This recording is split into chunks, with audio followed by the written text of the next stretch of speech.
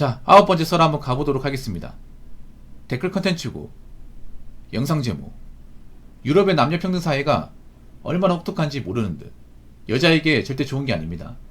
권리에 대한 평등도 있지만 체인과 고통에 대한 평등도 부담해야 합니다. 라는 영상에 달린 댓글입니다. 남녀평등 좋죠. 좋은데 대한민국의 남녀평등은 남녀평등이 아니야. 불평등의 끝판왕이에요. 여자분들은 왜 그렇게 많이 받고 싶어 해요? 해주는 건 없는데. 아이도 배가 고파요. 못 받아서 안 달랐어. 지금 여자분들 보면 약간 욕망의 끝판왕 같아. 욕망의 끝판왕. 온갖 불평등 다 저지르면서 뭐 하나 해주는 게 없어요. 여자분들 평등이라 말하고 싶잖아. 그러면 자기들이 뭔가 하고 나서 평등 운운해요. 지금 여자분들이 뭔가 사회에서 뭔가 거기에 필적할 만한 아프스 내고 나서 평등 운운하는 건 한 번도 본 적이 없어요. 뭔가 해주는 건 없는데 달라고 하는 건 무지하게 많지. 근데 그게 어떻게 평등이야? 그리고 다른 나라 여자들이 봤을 때 그걸 어떻게 평등으로 보죠? 여자분들 점점 가면 갈수록 뭔가 뇌가 망가지는 것 같아. 이게 무슨 생각으로 사는지 모르겠어. 이게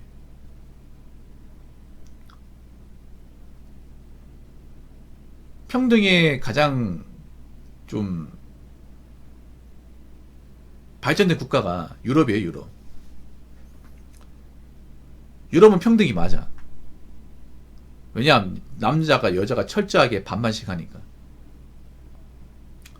남자도 남자의 몫을 다 하고 여자도 여자의 몫을 다 합니다. 여자라고 해서 뭐 일을 안 하거나 빼는 게 없어요. 다 해야 됩니다. 근데 여자가 남자만큼 하기 절대 쉽지 않거든요. 근데 유럽 여자는 기꺼이 다 합니다. 애초에 그렇게 교육받았기 때문에. 그렇게 국가 체제가 우등이기 때문에 마다하지 않아요.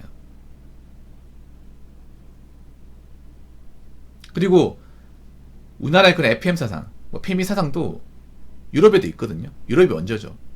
근데 유럽의 그런 FM하고 우리나라 FM하고 차이가 커. 유럽의 FM은 그런 겁니다. 여러 할 일을 다 하는데 뭔가 이제 남자만큼 돈을 안 주거나 남자만큼 자리 안 줬을 때 이런 거예요. 우리 여자로서 일 다 하니까 인정해달라. 자리 만들어달라. 이게 FM입니다. 그리고 유럽에도 FM 세상 가진 여자들 있는데 대신에 그렇다고 해서 일을 뺀다거나 못하진 않아요. 할 것 다 합니다. 반면에 한국 여자들은 뭔가요? FM 가지고 있는 사람한테 일을 더럽게 못해요. 가장 게을러. 뭐 하나 제대로 하는 게 없어요. 그러면서 이거 해달라 저거 해달라 요구하는 거 많잖아. 피의식만 맥시멈 늘어나가지고. 웃긴 게 피의식도 웃기지 않나? 피해 받은 것도 없는데 피의식 느끼는 게 웃기지 않나요? 아니 솔직히 말이 좋아 피해의식이지. 피해의식 받은 거 없잖아. 피해의식은 남자들이 받고 있잖아. 피해는 남자들이 계속 받고 있는데 피해를 주는 쪽은 여자인데 왜 자기들이 피해의식 느끼지? 이거 자체가 모순 아니에요? 정신이 올고지 박힌 사람이라면 과연 그렇게 행동할까? 그래서 난 여자분들이 지금 집단으로 정신병이 걸리고 있다고 생각합니다. 뭐가 옳은 것인지 뭐가 진리인지 뭔가 논리에 맞는 것인지 생각하지 않습니다. 이게 그러다 보니까 여자들이 가면 갈수록 망가지고 있어요. 삽질을 많이 하고 있어. 근데 앞으로 여자들의 삶은 혹독해질 수밖에 없습니다. 왜 혹독해지냐? 앞으로 본인들이 싸질러 놓은 거 다 감당해야 되거든요. 일단 중요한 거는 앞으로 적어도 우리나라에서는 국내연애 절대 활발하지 않을 겁니다. 예전으로 돌아갈 수 없습니다. 왜냐하면 남자들이 여자에 대한 신뢰성을 많이 잃어버렸거든요. 그래서 연애율도 낮아지고 혼인율은 점점 낮아질 겁니다. 그럼 여자분들이 결혼하고 나와도 상당수는 결혼 못하게 되는 겁니다. 절대다수 여성분들은 혼자 살아야 되는데 문제는 혼자 살기 위한 기본적인 준비가 되어 있는 분들이 많지 않다는 거죠. 상당수의 이제 혼자 사는 여자분들은 빈곤에 시달릴 겁니다. 그러면서 나라에 복지 달라고 하겠지. 근데 과연 복지를 많이 챙겨줄까? 우리나라도 지금 경제 상황이 좋지 않은데. 그러면 그럴수록 여자 이미지는 점점 나빠지게 되는 거예요. 한국의 남자들은 한국 여자한테 뭔가 좀 제대로 된 인정을 받지 못하니까 어떻게 돼요? 외국으로 가는 겁니다. 외국에 가서 아가씨를 데려오는 거죠. 그래서 국제결혼 시장 커질 수밖에 없습니다. 점점 국내혼과 국제결혼 캐파가 점점 격차가 줄어들 거예요. 점점. 국제결혼 늘어나지만 국내혼은 줄어들 거야. 그렇게 되면 한국 여자는 또 불안감 느끼겠지. 근데 불안감 느낀다고 달라지기 뭐가 있어? 막을 수가 없어요, 이게. 국가에서도 국제 결혼을 이렇게 좀 원활하게 하도록 그렇게 이제 제도를 만들 거예요. 우리나라는 이제 단일민족 가지고 안 돼요. 안 그러면 국가가 돌아가지 않는데 인구는 계속 감소하고 있고. 거기다가 우리나라 지금 뭐 노사 문제 심각하잖아요. 적어도 국제 결혼하시는 분들은 노사 문제에 대해서 말이 안 나온단 말이에요. 국내혼에 대해서 많이 나오잖아요.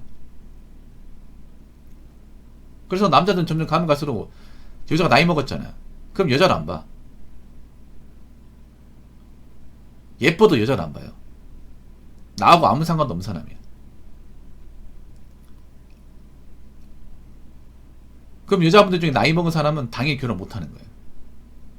당연히. 그리고 이제 사람 뽑을 때도 여자들이 제대로 일 안 하잖아. 그럼 안 써줄 거예요, 이게.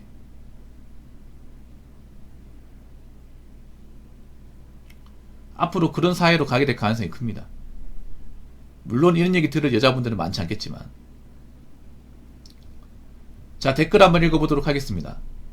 공항철도 근처에 사는데 미국이나 유럽 쪽 커플은 커녕 배낭여행을 겁나 많이 와요. 여자 쪽이 명품비행커녕 백팩을 남자인 나도 못 들 정도로 큰 거 메고 다님.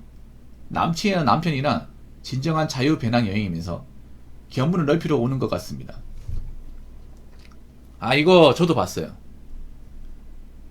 유럽에 여행 오신 분들 특징이 있어요.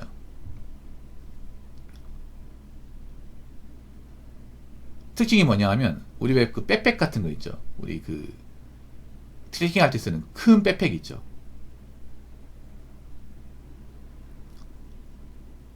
남자들 배기 버거운 거 있잖아. 보통 왜 그런 백패킹 할 때면은 그 큰 가방 있죠. 거기 막 오만 거 다 싣잖아. 배낭여행이 그런 거거든요. 살아가는데 필요한 이제 식량이나 이제 옷, 그리고 이제 잠자리 필요한 뭐 침낭 같은 거, 그것만 최소한으로 해가지고 짐을 꾸려서 가는 게 배낭여행이죠. 근데 한국 여자분들 배낭여행 안 가잖아. 아, 그러고 보니까 한국 여자분들 해외여행 갈 때 배낭을 바리바리 싸들고 가는 건 본 적이 없네. 그냥 여행 가방만 바퀴 달려가 뒤집 끄고 다니지. 배낭을 덕지덕지 해가지고 두고 다니나 본 적이 없네요. 그렇지 않습니까?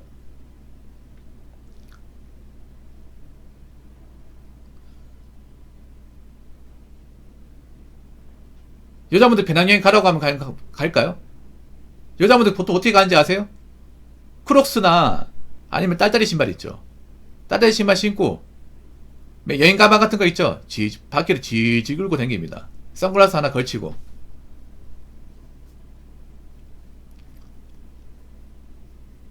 온갖 폼은 다 잡아놓고. 그 여행하고 이 배낭여행 똑같아? 다르잖아.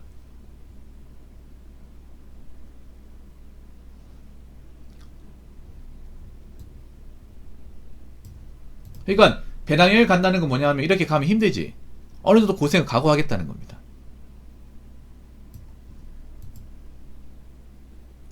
근데 이게 진짜 무거워요. 이 배낭이 엄청나게 무거워.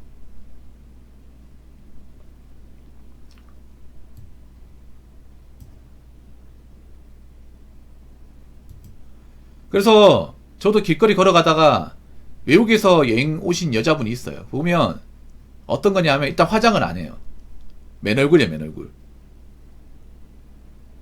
화장을 안 하고, 그리고 그 러닝 셔츠 같은 거 있죠. 그거 입고 있어. 더우니까. 햇빛이 걸려가지고 피부가 다 탔어. 거기다가 이제 배낭을 매요. 엄청 무거운 배낭을 메고. 그리고 일단 더우니까 뭐 반바지 같은 거 입고 있는데 양말이 그거예요. 그 우리 산악 양말 같은 거. 양말 두꺼운 거 있잖아요. 보통 험지 갈 때 신는 거 있잖아요. 땀 흡수 잘 되는 거. 그런 거 신어요. 예. 그리고 신발도 그냥 스니커즈가 아니라 약간 좀 런닝화나 아니면 등산 같은 거 있죠. 내구성이 좋은 거. 예, 그런 거 신습니다. 이거 여행 가는 게 아니라 어디 뭔가 좀 탐험하러 가는 그런 복장이야.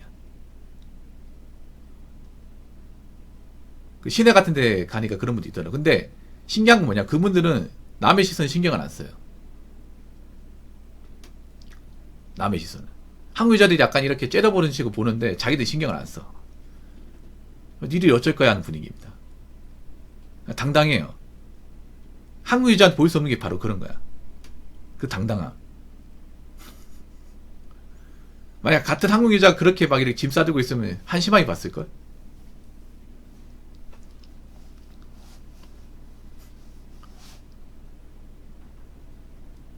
근데 여행 가려면 그렇게 해야 된다, 여행 가려면.